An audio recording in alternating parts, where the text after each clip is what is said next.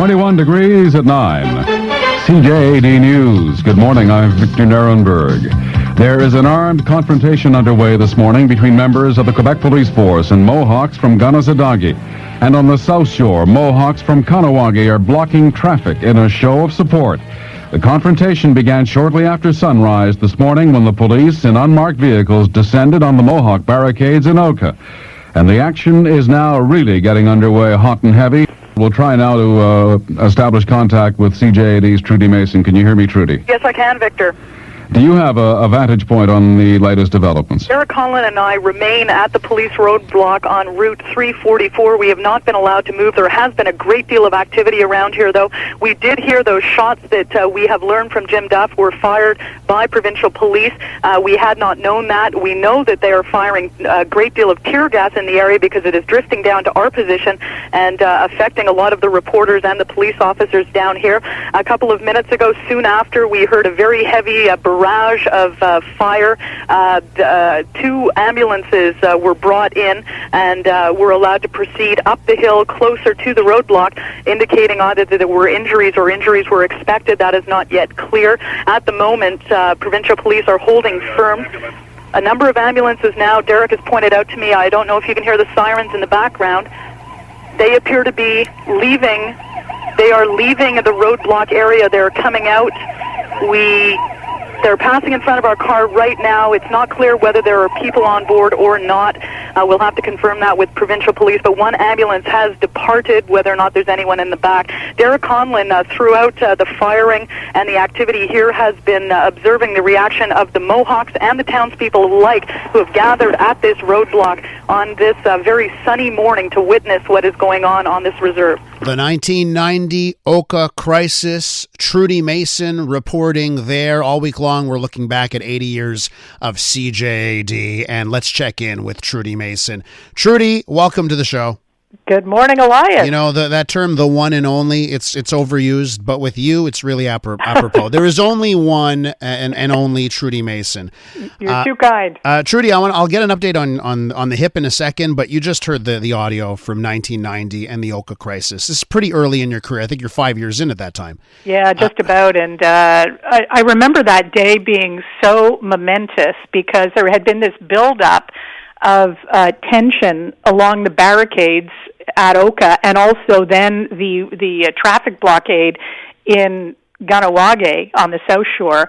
And that morning I remember driving up Highway 13 to get to Oka and wondering, what was going to happen, that day. And then, of course, we heard that the police had gone in. And I remember we had to run back to our CJAD news cruiser and dive in because so much of the tear gas was blowing down the hill from the blockade toward Oka, where we were all parked at the foot of that hill.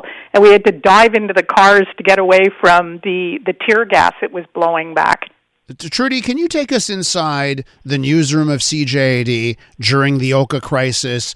Decision making, the vibe, the ambiance. What was happening internally when you're covering such an important story? Well, what I remember is that it was a huge logistical challenge to staff the events because we had the two fronts. We had Oka to the north of the city. We had Kahnawake to the south of the city. That morning when Derek Conlon and I were at the barricades, I think, was Andrew Carter there? I know that when the barricades first went up, Andrew got caught right on the line and had to make a decision and was calling back and forth with Gord Sinclair saying, what side of the line do you want me to be on? Do I leave now or do I stay?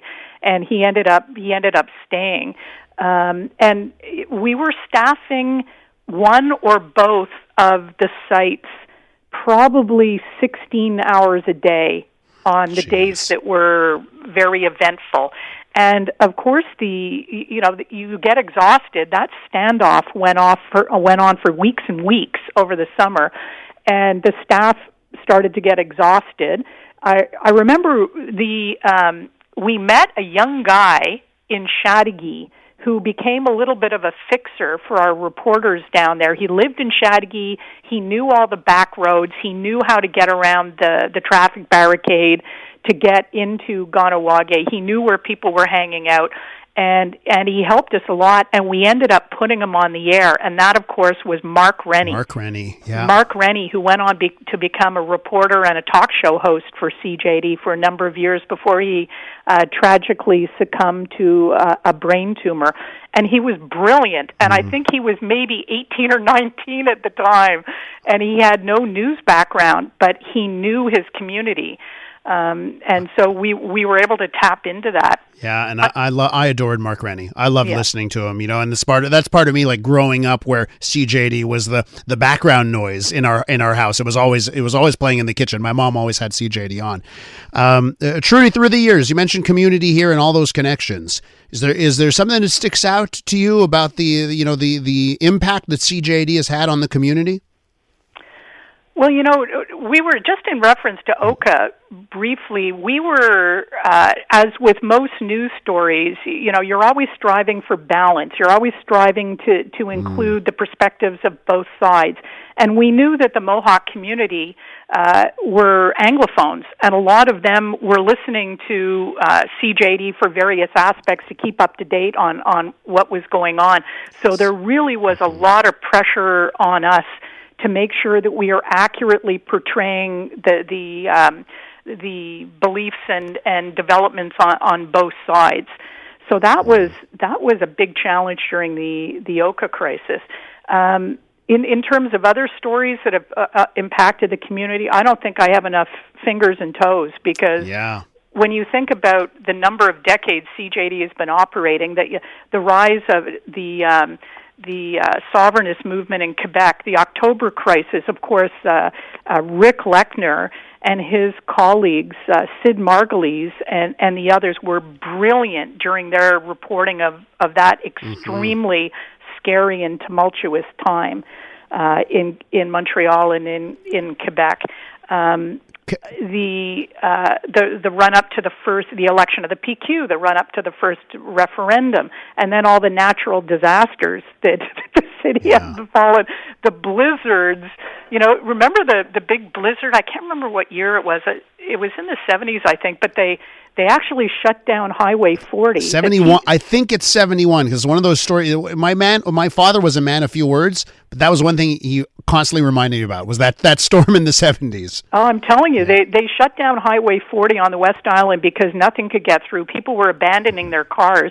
People who, I know one of our listeners, when we had a retrospective a while back, one of our listeners said that either they or someone they knew had to be taken by snowmobile to the Lakeshore General to give birth.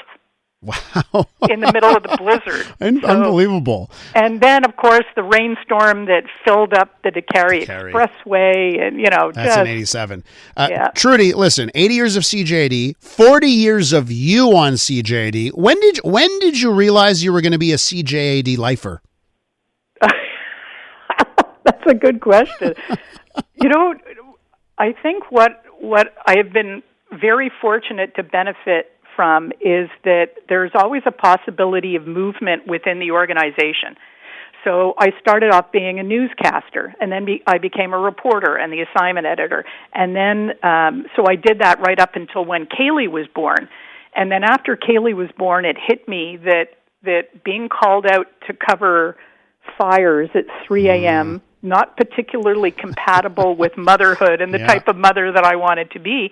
So I talked to Gord Sinclair and I talked to management, and they ended up offering Kevin and I our show.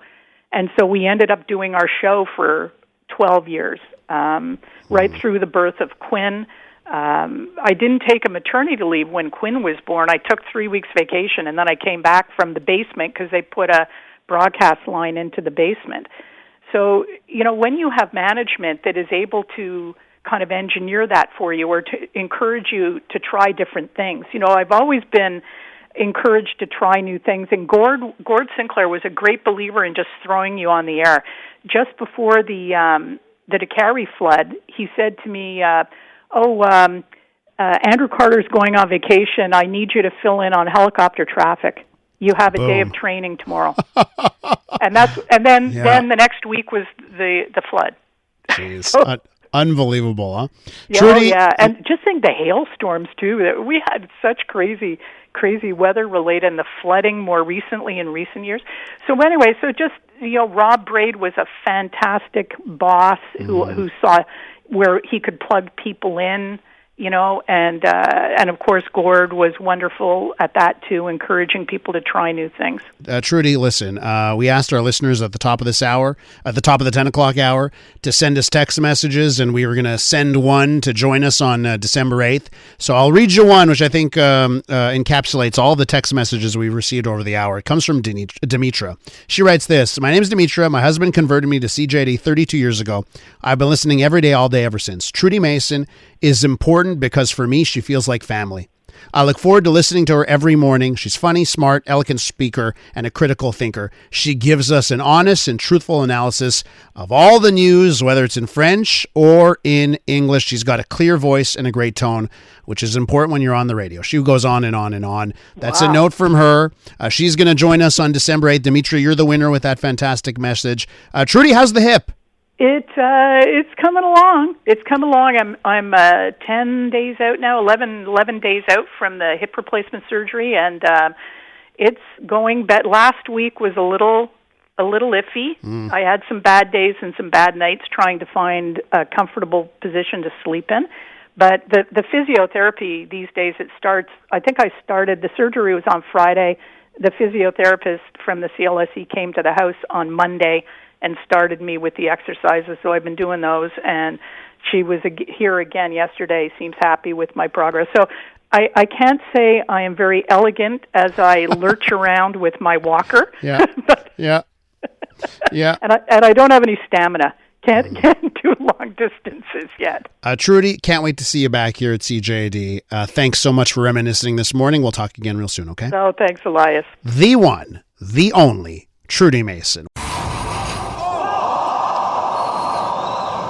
I'm Dylan Playfair. And I'm Tyler Smith. We're putting loneliness in the penalty box by talking to some of our favorite athletes about the importance of friendship. This is Bromance. Bromance is brought to you by Charm Diamond Centers, proudly Canadian owned and operated. Charm has been part of your love stories and bromances for over 50 years. And you can find Bromance on the iHeartRadio network or wherever you get your podcasts.